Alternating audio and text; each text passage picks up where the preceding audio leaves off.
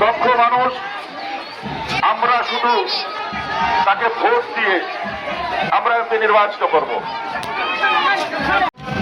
Professor জনাব রফিকুল ইসলাম আজকে অনুষ্ঠানে প্রধান অতিথি হিসেবে উপস্থিত আছেন।